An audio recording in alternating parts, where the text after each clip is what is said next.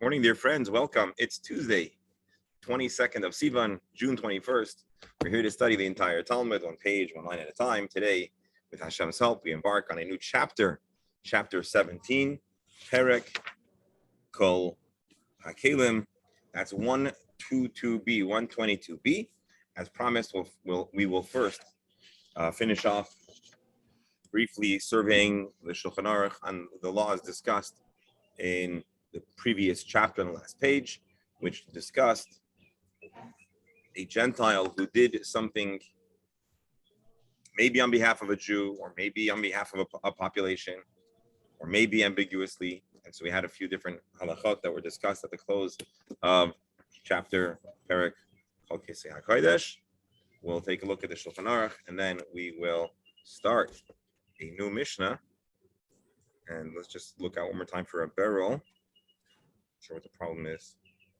All right. We're not going to talk politics, but just to put a historic bookmark. Yesterday, the Knesset announced that they were dissolving the Knesset, and so we're going to a new election. I know, unfortunately, that's not very historic. We've been hearing that story too often, but without any political commentary, just to put that here, so anyone's watching in the future, they'll know what world we're in currently. Well, anyway, so there's changes in Israel, and let's put in a prayer that when the dust settles, it all ends up being in the best interest and well-being of Kol Yisrael and Eretz Yisrael, and we can dedicate our study session for Israel and for the dear members of our Chabura, Di B'chol Asar V'Yasar, wherever our dear Chabura members may be across the globe, although with a preference to the East Coast and Israel. Let's get started. Well, is Montreal's considered the East Coast? Not exactly. Well, okay, Canada, the East Coast, and Israel. We'll share the screen now. And I'm not even going to run through the Gemara again because that'll itself take a whole bunch of time.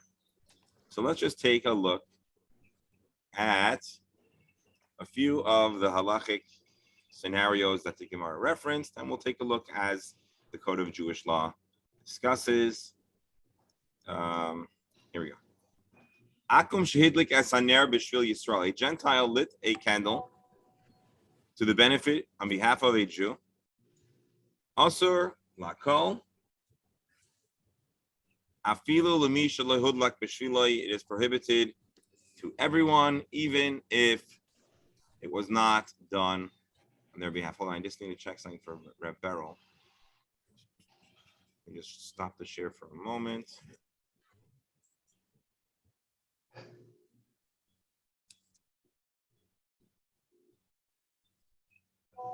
Yeah, let me see if I can copy a link. Let's WhatsApp him. Hold on.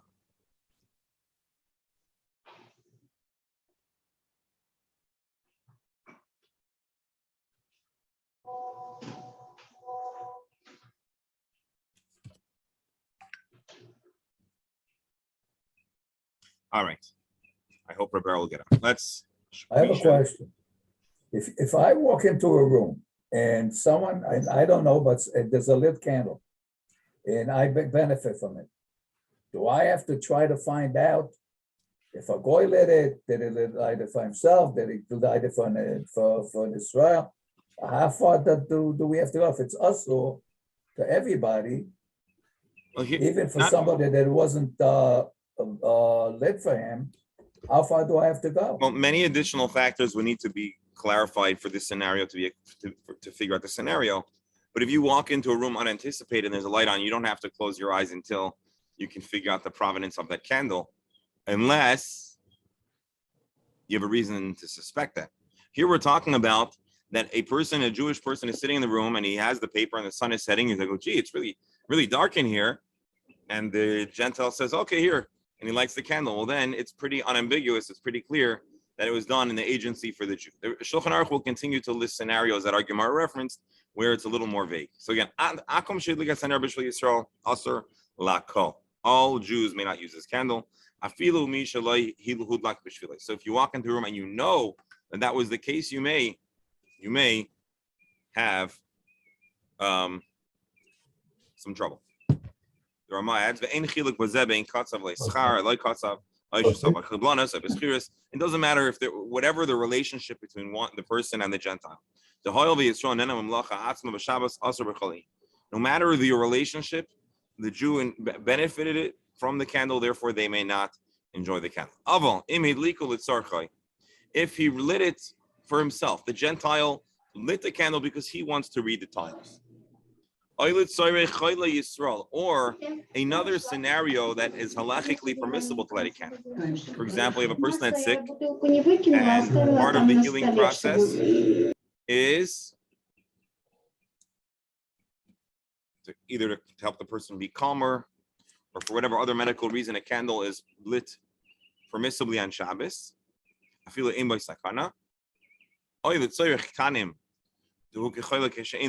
Let's avoid this conversation right now, but there's a possibility that a Gentile could light a candle for young children. Then, in retrospect, one may enjoy the candle.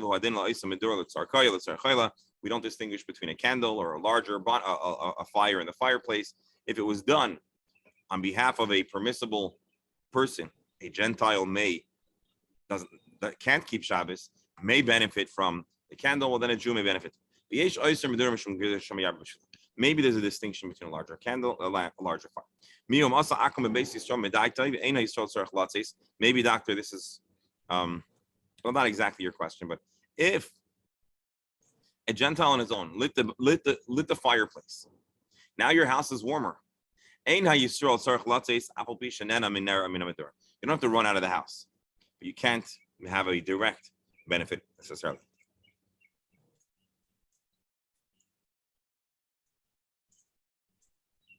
Let's take one look over here. This is the Ber Heitev who's quoting Magen Avraham and others.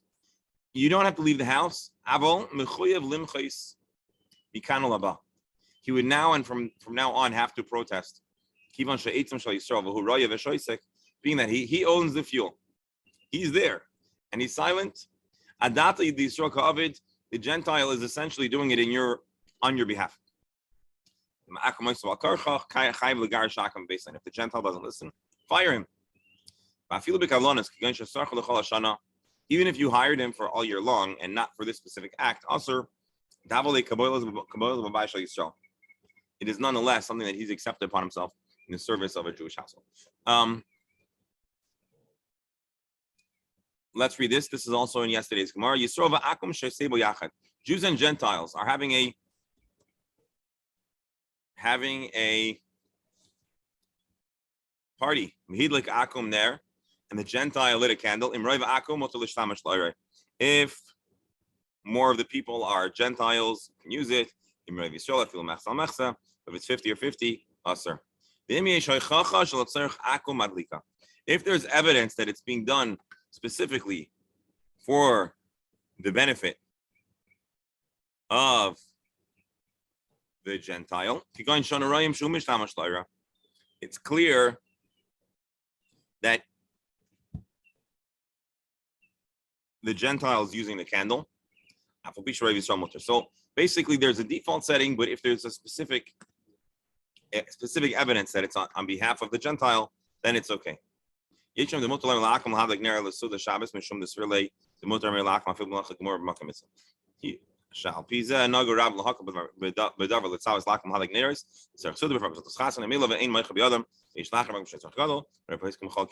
story short, the Rama says there are those that are more lenient when it comes to instructing a Gentile to turn on the lights for a Shabbos meal, because here you're instructing a Gentile, which is a prohibition, but the Chazal did not enforce this restriction of Amir La'akum with Tzarech mitzvah in place of a mitzvah. He says there are people that are mekel, but really one should be ideally more machmer. So this is a very interesting Rama. If we were a Shulchan Aruch shir, we could spend a lifetime on the topic of Amir La'akum, instructing or just benefiting. But for the purposes of our shir, I just want to give us a basic exposure to the discussion in the Shulchan Aruch to close out our discussion in the Gemara. One more thing I want to show you. Akum, Shemila Maim Levehemtai. A Gentile is pouring water to feed his animal. He's extracting the water from a pit which is a private domain, lirishus harabim, and he's extracting that water and now placing it in a public domain, which is, I think, the opposite of how I explained it yesterday, but this is the more correct version. Mutter liyisrael lahashkos mehem behemtoi. A Jew may have his animal also enjoy the animal, so long as the Gentile doesn't know him. The lake alamechosh shema yerbe b'shiloi b'milah tzarich lehem as Yisrael aser. So long as you know for certain it's not for the Jew. B'milah tzarich lehem as Yisrael aser b'chol mini tashmish afil Yisrael acher b'milah mivar shus yachid the karmelis mutter la'acher shlemil b'shvila. Anyways, okay. Well, you see the point over here, where in this instance as well, if there's any relationship between the Jew and the Gentile, it is prohibited. And then the Rama quotes what we discussed yesterday from the Tosfos, I think, that there's a svar that maybe a human could drink it. Even if he knows Hold on. Okay. Go ahead, I'm sorry.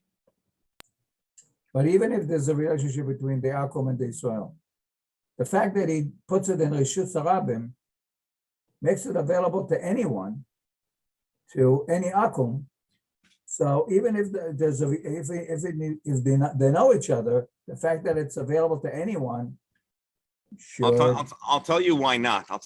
Because the person is really doing it for himself. He's doing it for himself. If there's extra, that's hefker. That is for anyone. But if he sees his buddy waiting nearby, he's going to do extra for his friend. It's a courtesy. So he's not doing it for anyone in the world. To anyone. But no, but if the Jew is standing nearby and he's your friend, you're taking extra beyond what you would do to benefit someone. Understand. You don't work extra so that society. But it's the same way as in the room. If the majority is akum, and you can still light it for yourself, and because the majority is akum, an Israel is still can use the benefit from the light of a candle. So here being a no, because the candle is the same candle. But extra happens, but the extra food or extra water doesn't happen by accident. A person who every single day of his life is drawing water for his animal knows the amount. Extra is usually with intention. I mean, you have maybe someone that's a real chassid, and they always want to provide for society, but that I don't believe is the default setting. Now, let me just see one thing. I want to see if I can invite Beryl because he's having trouble joining us. Hold on one second. And what if there's an akum, one, as you said, on a regular basis puts out extra, whether the Jew is there or not? Then I would assume it would be okay. So that would be an interesting. That would be an interesting thing. Oh yeah, I'm just trying to figure out how to get Beryl on here. I'm not sure what the problem is today.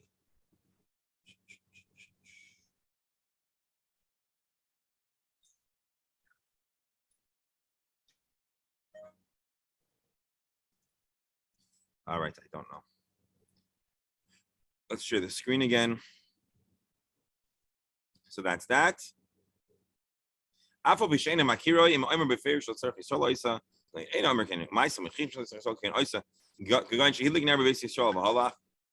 Anyways, if your actions point clearly to the fact that it's L'Tzorech Yisrael, it's a problem. So that is that. That is that.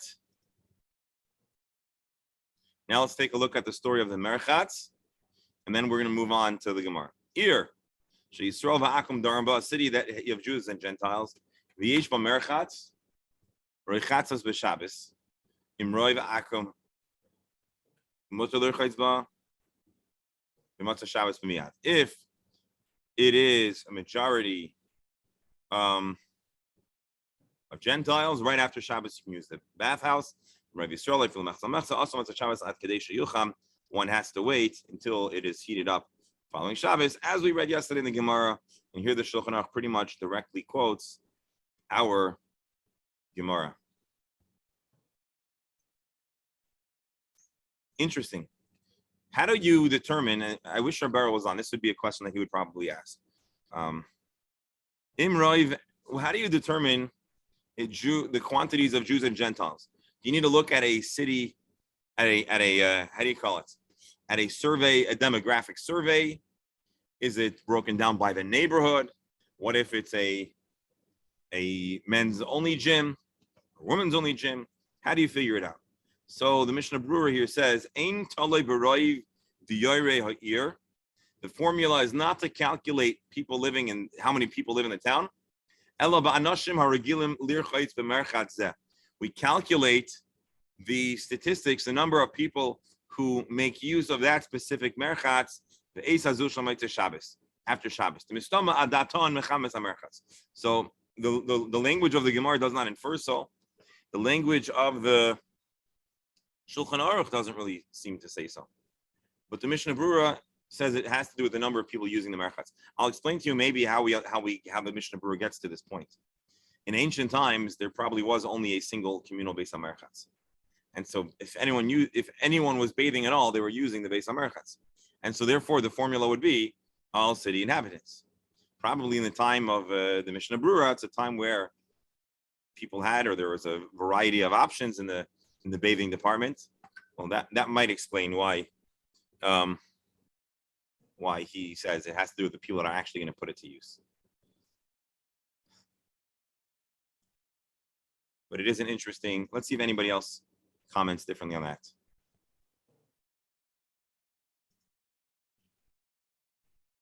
Probably not.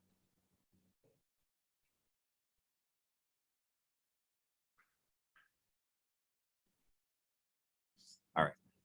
My dear friends, this concludes our exploration of the basic halachas that were mentioned at the close of last chapter Kisvei. Again, in short, the question of if a Gentile does something on behalf of a Jew, a prohibited action on Shabbos, it is generally prohibited. And the main question that we're following up on is, what about when it's a little more vague? What about when it's a little more vague because there are Jews and Gentiles or certain other kinds of melachis? And so the Gemara itself talks about a candle. There we said maybe ner le'echad, ner le'meya, so long as we know that he's doing it for the Gentile. Whereas when other areas where there is extra effort needed, it's extra malacha, then it's certainly not so simple. The honest truth is maybe I overpromised in introducing that Gemara, because what we didn't really talk about was the explicit Amira part, if and when and how a Jew might be allowed to instruct a Gentile. But the bottom line, although we admittedly did not cover most or all the halachot, what's clear is that generally speaking, short a specific formula, need, or loophole, generally speaking, one should not have a Gentile do malach on their behalf, although it's only rabbinically, but it is as prohibited as a Jew doing malacha themselves. The areas of exceptions, I'm not going to go through all of them, but the obvious exception is if the Gentile is doing it for themselves. We also saw in the Shulchan Aruch an exception where there is a health concern. Of course, when there are health concerns, there's great leniency. Sometimes we saw in the Tzarech Mitzvah, there are dayot that are more lenient as well, but we would still need to go through that text to really review what kind of Tzarech Mitzvah. And it looks like from the language of the Shulchan Aruch, the preponderance of the opinions are not that enthusiastic about just having a Gentile do malachas, the Tzarech Mitzvah. Professor? Rabbi, hold on. One of my friends or teachers, Yakov Kirchner, he is a Litvak from Lithuania, an older person, and he was telling me that his family did use Gentile help in terms of splitting wood and making the burning firing the stove and do all kinds of this work, especially in the winter time. And I wonder whether the climate was also a factor along with health considerations, because in the winter in Lithuania is pretty harsh. So let me add, thank you, Professor. So I should point out, and I actually was expecting someone to point it out. You didn't use the term, and I'm going to use the term, but understand that in the Jewish tradition, this is not at all a pejorative. This was a endearing term, but there's something called a Shabbos Goy.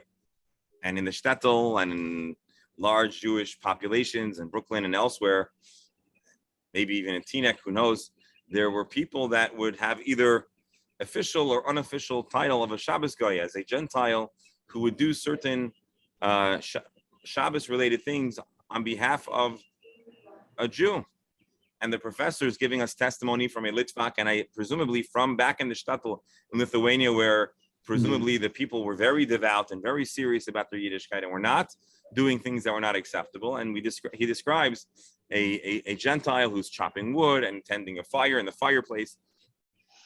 And although we didn't discuss it at length, we actually in passing ran through that would be part of the question and the discussion about things that are really survival related, because climate control in Lithuania and in certain regions at certain times of the year was not simply a convenience. It was an essential survival. It was part of survival. And so that would fall under, this is not a psak that I'm giving, but that would fall under an area where there would be great room for leniency, not for a Jew themselves to desecrate Shabbos, unless there was actually pikuach nefesh, but to have someone to avoid. And so climate control is one of the areas that are discussed as a possible waiver. The question then becomes, to what extent? Is it one AC? Is it two ACs? Is it the heater? Is it? But that is a general point. Another thing I should say, and I recently heard a story. I don't remember if I shared it here. I may have, but and this is not a full commentary on this group, but there is a village in Monroe or near Monroe now, called Kiryas Yoel. And it's basically a Satmar shtetl that at this point, it is a municipality that is run by the majority who hire and employ their own fellow Jews. So you have a Satmar town with the Satmar administration, with a Satmar fire department. I don't know about the fleet police department, although I wouldn't be surprised if they had that too. And they actually have a problem because they have an active emergency response team. Maybe it was Hatzalah, but I'm pretty sure it was the official fire department. And so they on Shabbos hired Gentiles from the area to be their dispatch and to be their Shabbos, to be a Shabbos guy. And again, I'm saying that in an endearing way, because it's a role that's about life preservation, and so you're allowed certainly. And although here it's not responding to pikuach nefesh, it's having the infrastructure, so they would hire goyim. I'm not. This is again not a psak, but I'm assuming that they in these matters they consulted their halachic authority who approved it. And I think similarly Hatzalah. Of course, Hatzalah members, Jewish Hatzalah members, respond to emergencies on Shabbos, and I think a Hatzalah member could be dispatched because that is part of life-saving efforts. But I believe they may try, when possible, to have dispatchers that are Gentiles as well. I may be wrong, and of course, that is part of life preservation. That makes a lot of sense. The truth is, now Florida has Hatzalah. I should reach out to them and ask them what their Shabbos policy is. And I just one last point. Although off topic, about the importance of desecrating Shabbos to help someone, I recall a few months ago we had an issue where a person from the shul who was medically vulnerable went missing, and so right away, of course, I advised the family to call or I was there with them. We called the aide to make sure maybe she hadn't found him, and we called 911 and Hatzalah. The one thing that I hadn't considered at the time, and I feel bad about it, is that to me, it was so out of my perspective to jump in the car and drive around and look for him. And that story in retrospect, thinking back, I realized, wow, I, as a, part of observing Shabbos is to desecrate it when it comes to helping save or find the person that's in a vulnerable situation. And I regretted not realizing or not, having at my fingertips the full extent of what I should have done. And then Baruch Hashem, he was found, and my driving around would not have helped. But it was a wake-up call for me to realize that when it comes to saving a life, there are no restrictions. And, sometimes it takes active thought when you're so ingrained and oriented in Shabbos observance to realize what can be done. And so I knew that you could desecrate Shabbos, but I didn't consider some of the things because it was so out of mind. And now hopefully I'll learn from that experience. So anyways, that concludes our discussion about of the 16th chapter of Masechah Shabbos, Kol Kisvei. And now we're going to embark on a new discussion, which is also going to be thought-provoking. Do me a favor. I'm going to try one more time. I want to get Reb Beryl back on. So I'm just going to stop the share. And you'll be patient. I want to call him and see if we can workshop this. So again, please give me a second.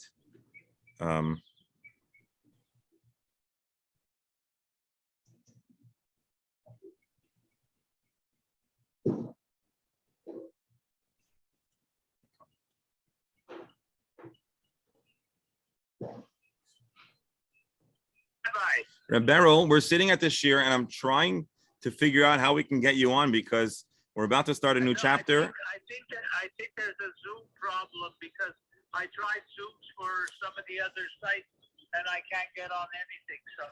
So Reb Beryl, one day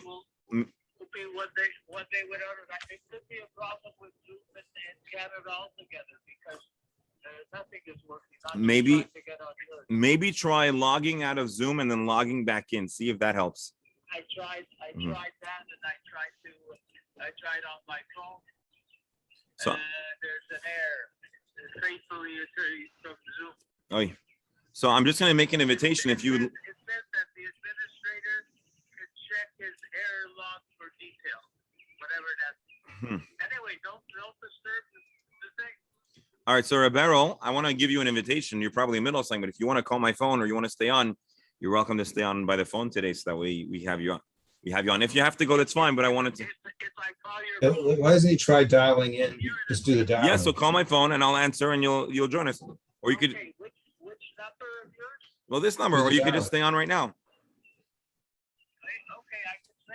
Yeah, we'll just keep the line open, and hopefully we'll figure it out for tomorrow.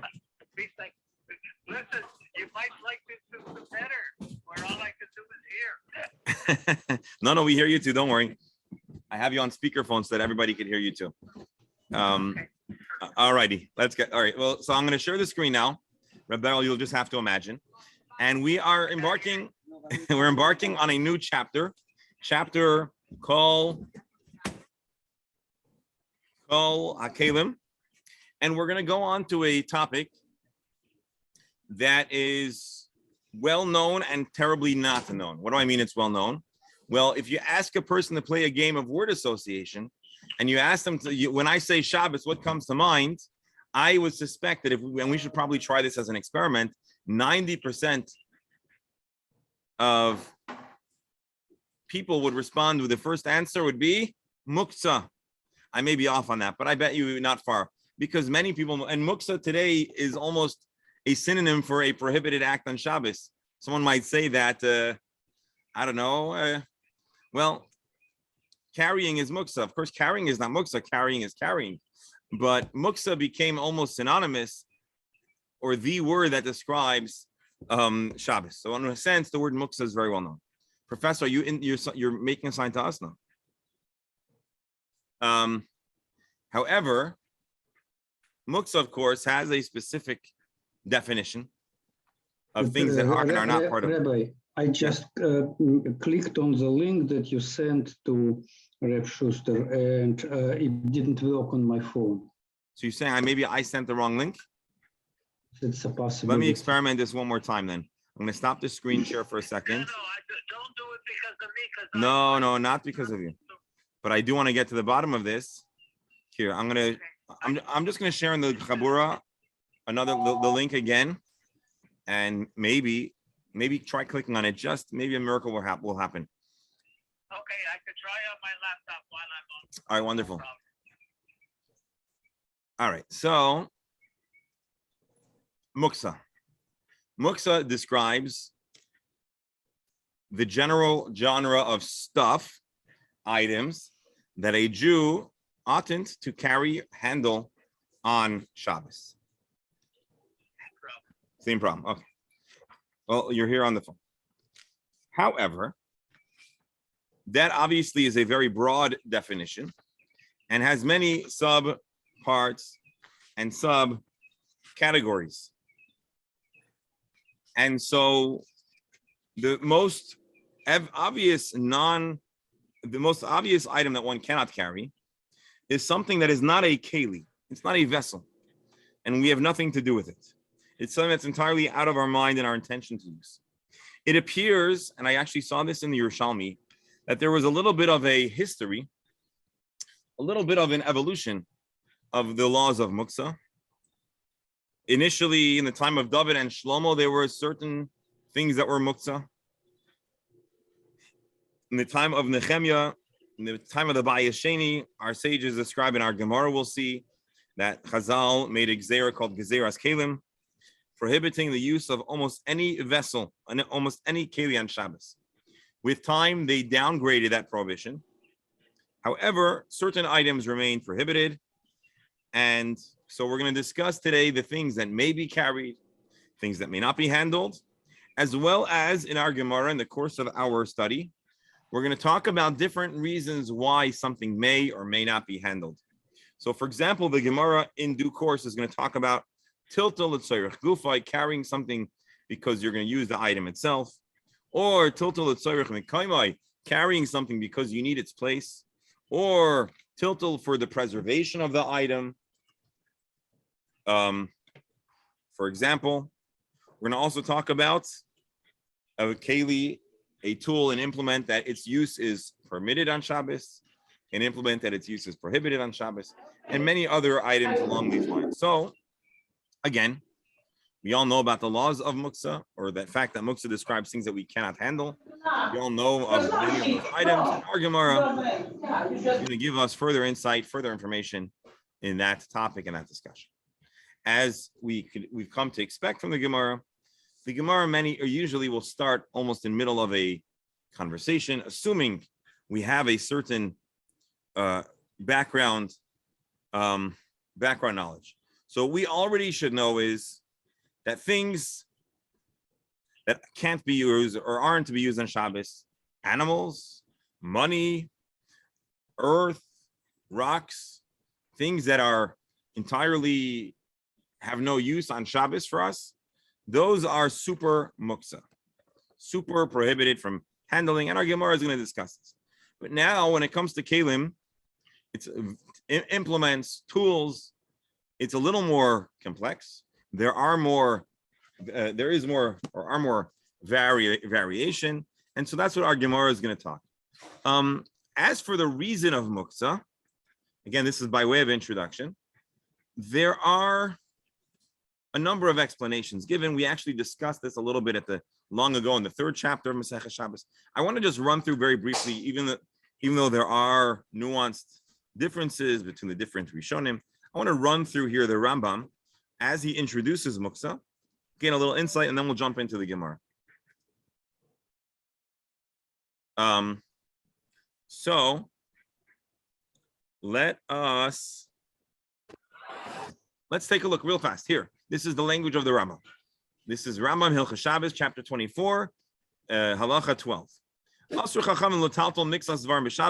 The sages prohibited carrying, moving certain items on Shabbos, the way a person does in a weekday. Again, I'm reading the language of the Rambam before we even go into the Gemara. Why did the Chachamim prohibit handling, carrying certain items? Amru, they said as follows. Our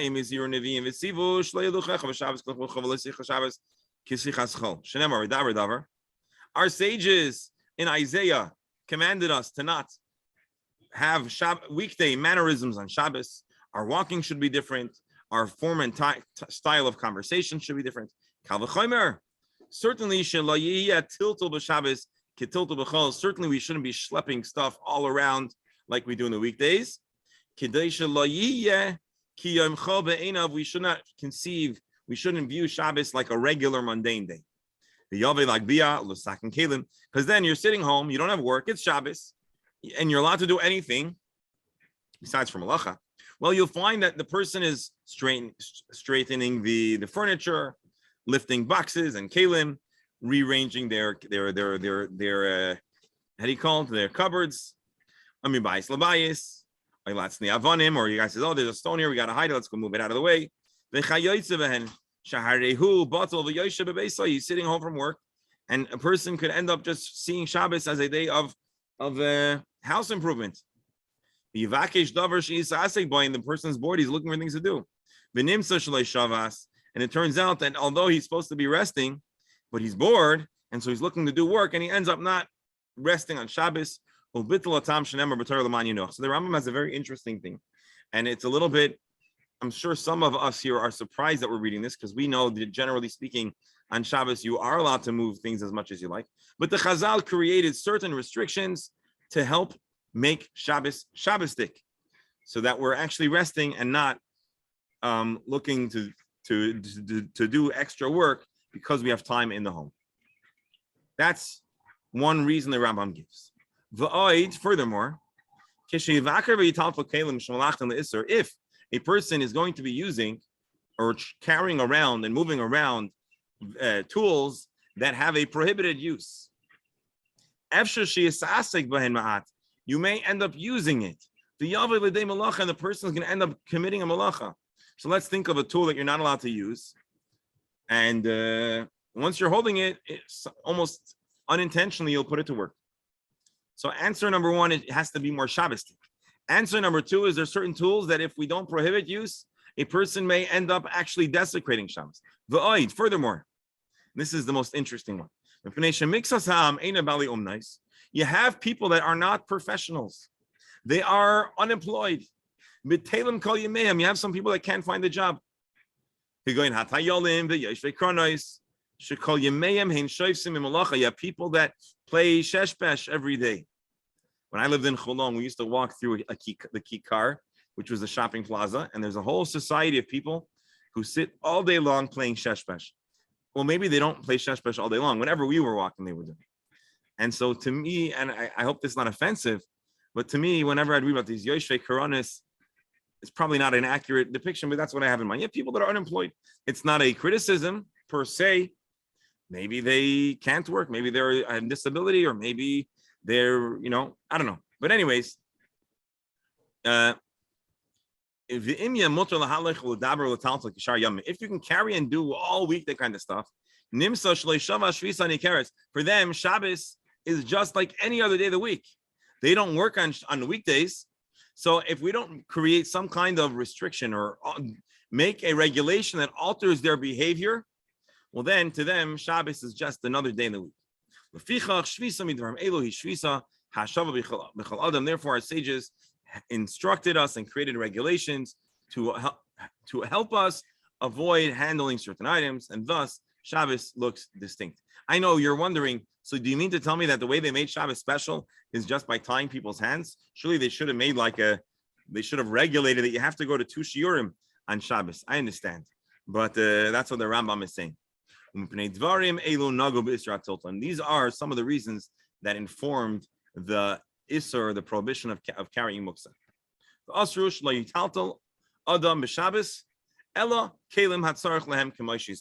The bottom line, the Chazal essentially made a gzeira saying, don't carry stuff on Shabbos unless they are kalim that you need, tools, implements, things that you need on Shabbos. Everything else should not be carried. We're not going to continue. We're going to go into the Gemara. But the next chapter, chapter 25, the Rambam essentially goes through the items that we are going to be discussing in our Gemara. And so I'll just put it out there that Hashem's help, we'll be exploring chapter 25 of the Rambam alongside our Gemara once we study it. But now I want to jump into our new Mishnah. Any comments or thoughts before we jump into the Mishnah? I'm sure there are a lot of thoughts and a lot of comments, but please feel free to. Anyone? Beryl? Yeah, today the question will be your computer and stuff like that on Shabbos. So actually, I was thinking about it, and I think actually the relationship that we have with technology, especially the younger folks, probably further justifies and explains the law of muksa. Now, admittedly, handling a smartphone has other problems aside from muksa. Or I should say like this, using a smartphone is not only muksa, using a smartphone potentially has a person desecrating Shabbos. We would therefore call a smartphone a kli. Well, actually, let's assume we'll call it a kli shemalach le'isur. It's a tool that implements an item that its use is prohibited on Shabbos. Why? Probably because there's something electric. You're building, maybe you're writing. It's, you know what? I have to give it some more thought. But I'll tell you this: if a person is allowed to handle their phone on Shabbos, and they're only not allowed to go on it, how much you want to bet that people would have a very, very hard time abstaining? And I have to confess, Yeah, but there's today the modern question: if you put a television on before Shabbos, so that's leave not. it on. That's, I mean, we're not saying that you should or shouldn't do it, but that's not muksa. But I'm reading what we just read in the Rambam. I'm sure the Rambam would not be in favor of leaving the television on. Again, this is not a halachic instruction nor a criticism, but I think we can safely assume that the Rambam would not be in favor of leaving the TV on. No, but the same argument could be made. You'll be tempted to change the channel. I hear you. Interesting. But certainly holding your phone, let me just check the score of the game. Let me just check that message. I think people would have a very hard time.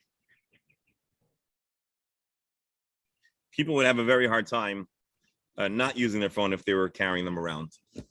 Again, especially there's this what's the addictive relationship, and I must confess that I myself relate to a degree of attachedness to the smartphone. Now let us see the Gemara, or the Mishnah rather. Here we go. And again, Mazel Tov, and thank you, dear friends, for being here with us as we start another chapter of the Talmud. This is a special milestone. Kol hakelim nitolim b'Shabbos. All kelim can be moved or literally taken on Shabbos. You can take them. It's interesting. Netila, right, means to pick up, to take. Rabbi Steinsaltz, I think, goes past the literal word and gives us the definition of what it means practically, which is you can move it. Vidal seisei hamimohem, a keli that has a door, you can carry the door. What does that mean? Rashi, kol hakelim sheyesh lahem dalseis, a keli, a vessel that has a door. Kigoin shida tevo migdal, a chest, a box, a cabinet. Nitolim b'Shabbos, they're not muksa, you can carry them on Shabbos. Vidalsois sheyesh lahem tzida nimohen, and the doors that are on them, attached with them, nitol animon, they can be carried along with them. So again, all vessels and their doors can be carried. And then here is the big line: Afal pishin is sparkle b'Shabbos. Even if they came off of the keli on Shabbos, they remain accessible and not muksa. Because they are not the same as the doors on a house, which a door in a house, if it becomes detached from the house, is muksa. Because there's no use for a door of a house besides for being on a house, whereas apparently a door of a closet, a cabinet, may have another use. Let's try to see if we can figure that out. Rashi, although the doors were detached, removed from the kelim, they're still nitolim. They can be carried. And this is not at all like a door on a house. The doors of a house are not available, halachically available, or literally available to be carried. Because think about it, so long as they are on the house, they are not available for anything else. And more importantly, for the halachic purposes, the door on a house is not considered a kli, a vessel, not halachically. Aval elu hein kli agav avihem. They are essentially already a keli attached to their other better half, and even if they become detached, they were always considered allowed to be carried.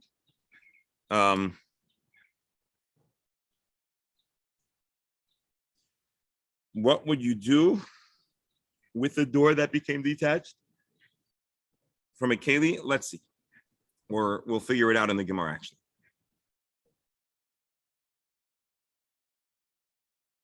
Now let's get more practical.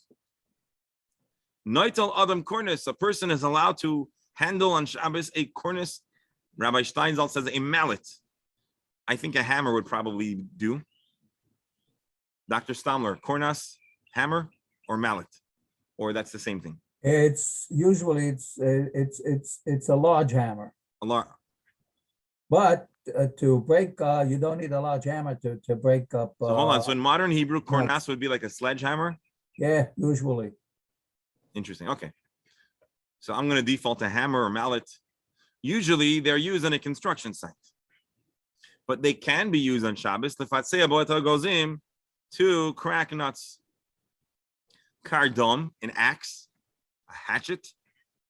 Lachtoch bot advela can be used to break apart the cake of figs. In ancient times, in biblical or Mishnaic times, Israel and the area had a lot of figs, and figs would be clumped together in a cake-like formation, and you'd have to break them apart.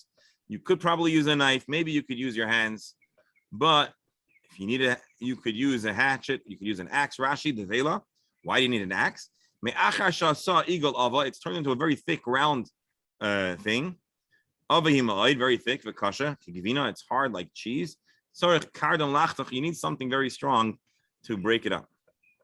Megera. A Megera, Rashi says, is Kain Sakin v'yesh boy pegimois harba, a serrated knife. Steinsaltz says a saw. Whoops. Okay, I guess I was off. A saw. Now let's revisit Rashi. That's very interesting. Kain Sakin v'yesh boy pegimois harba. It's like a knife with many ridges. Serrated. Hold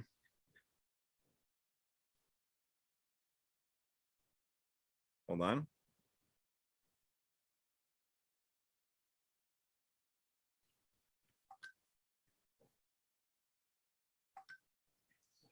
So you can use a saw on Shabbos. Lager ba'as sakvina to saw cheese. Have you ever used a saw to cheese? But there are cheese cutters that Right. Well, I'm thinking about those big wheels of cheese, very thick, very heavy. A flimsy knife might not do it.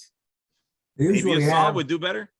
they usually have metal strings attached on both sides that it cuts through the cheese. Either a string or you have these two-handled, Yes. like for the very.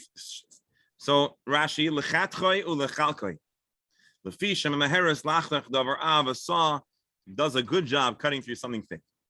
And I think we can assume that Rashi was familiar with cheese and cheese handling, and we imagine that region in the world probably had good cheese.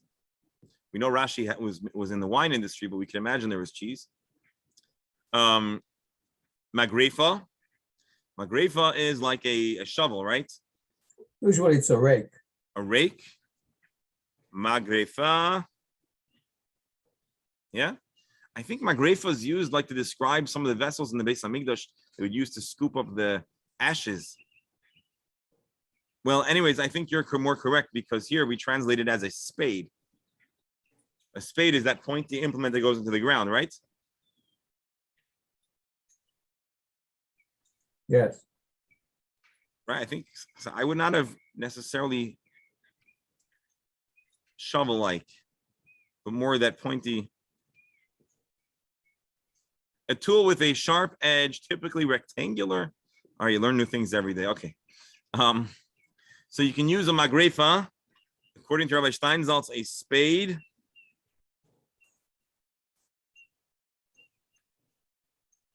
according to, okay, I see. It's not that far from a shovel. Shovel or Ligrif plus agrogar is to scoop out dry figs. Rashi, Call a spade a spade. call a spade a spade. Exactly.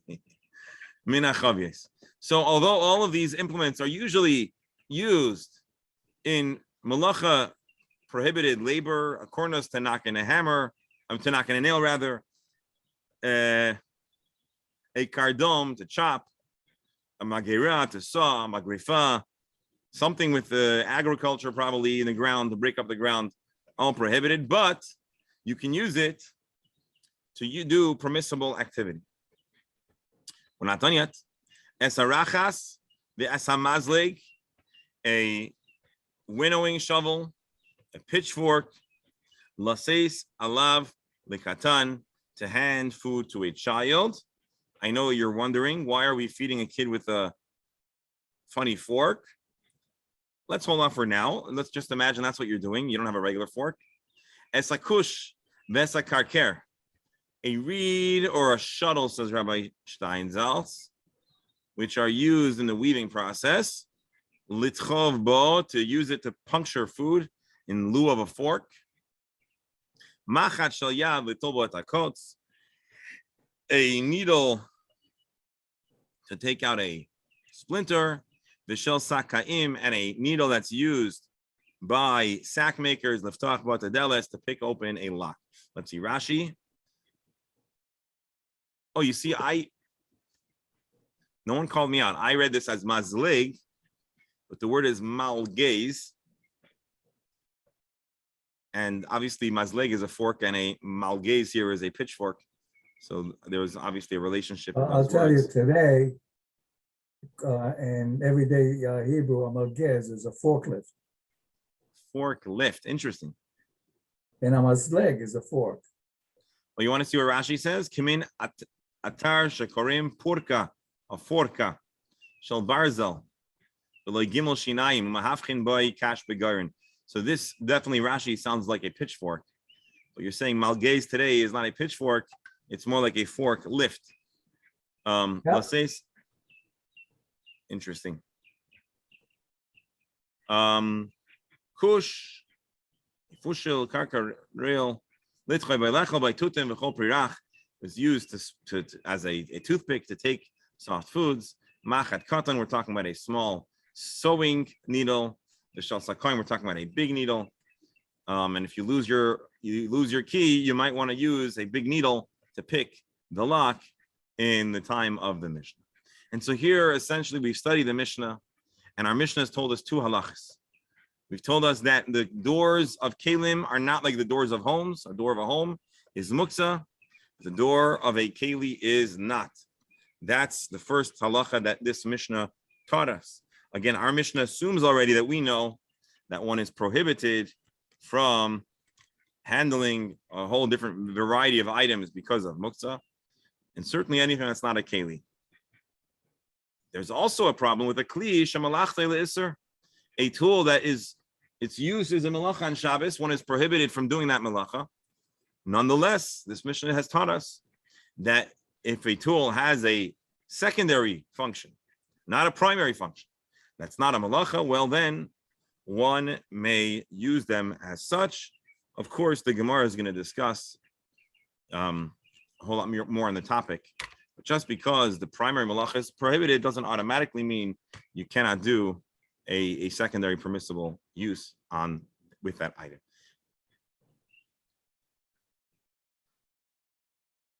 I think we're going to stop right over here, just 1 minute early. My dear friends, I want to thank you all for joining us as we journey through a new chapter in the Talmud, Perek Kol HaKelim. This is a cause for celebration. And once again, wishing and praying and dedicating our learning for the good health and well-being of our members of our Chabura and their households. And I don't know when he'll be joining us, but I've been informed that we can expect one of the members of our Chabura back in the States, and I'm not talking about Mark. And we'll close out with one last comment, prayerful wishes for good news for Eretz Yisrael, for Klal Yisrael. And let's hope that all of the political instability of the new Knesset should not lead to, well, anyways, the Jewish people should be protected and well. We shall only have good news. And thank you all for joining us today. I should go. Shkaya for Beryl. Tomorrow will be back to normal. Miss Hashem, we miss seeing you, but we're grateful that we can have you at least in this way. Okay, I accept whatever we got. All right, Okay. Zayir, take you. Take care. Oh, man. okay. Bye. Take care. Man.